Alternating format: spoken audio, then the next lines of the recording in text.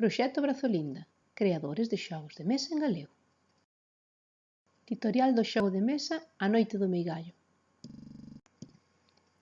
As mestras fragas galegas gardan un grande segredo, que hoxe quero contarvos, mas non debedes ter medo.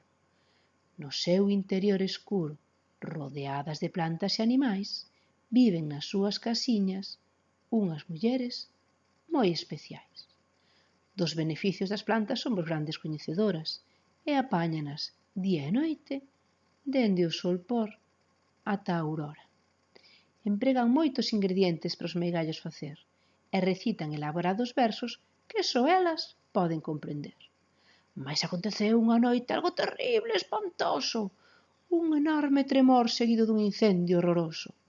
Os animais fuxiron espantados, as plantas morreron calcinadas e as meigas que ali vivían ficaron no lugar, desoladas. Sen a súa querida fraga máis cargadas de ilusión, 4 daquelas meigas tomaron unha rápida decisión. Sementando por aquí, reparando por acolá, recuperaron a súa fraga, recuperaron o seu fogar.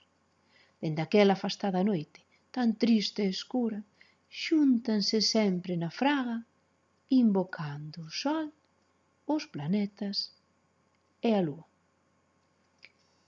Contada está xa esta historia, mais queda algo por facer. Elas precisan axuda. Vós, queredes aprender? A noite do meigallo é un xogo de adiviñas, no que unhas meigas van percorrendo a fraga na procura de ingredientes para facer os seus meigallos. Cada persoa elixe unha cor e coloca o seu peón aquí, na casa das meigas. Logo, por quendas, irán tirando dado e dando voltas pola fraga. Esta é a primeira cela, despois deste camiño. E estas liñas só indican que esta é a primeira cela, pero cando volven pasar por aquí despois de dar unha volta, xa non teñen importancia no xogo.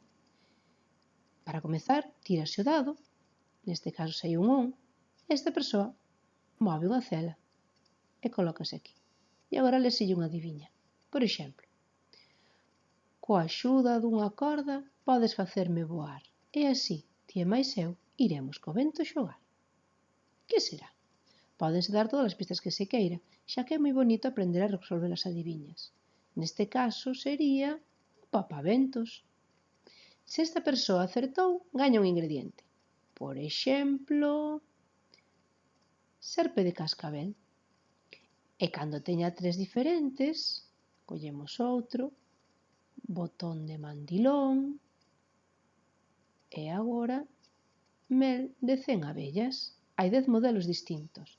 Cando alguén ten 3 diferentes, cámbiaos por unha peciña destas que é o obxectivo do xogo. A persoa verde ten que conseguir as 3 pezas verdes.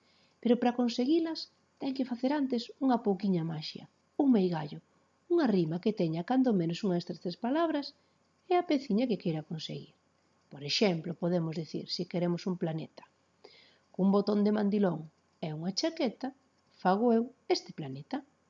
Os ingredientes volven ao pote, que son os que empregaron as meigas para crear o planeta, póñense na parte de abaixo do pote, e esta persoa tería xa unha peciña. Cando consiga as 2 que lle faltan, remata o xogo. Tamén hai no tabuleiro unhas celas especiais, por exemplo, as que teñen un morcego, cun número dentro en positivo ou en negativo. Se alguén cae nun morcego, vai camiñando e cae nun morcego, avanza 2 celas. Se cae neste, retrocede 3, dependendo do que aparece dentro do morcego. Logo temos o burato. O burato fai que vayamos dun burato ao outro. De burato a burato, escapo do rato. E aparecemos do outro lado.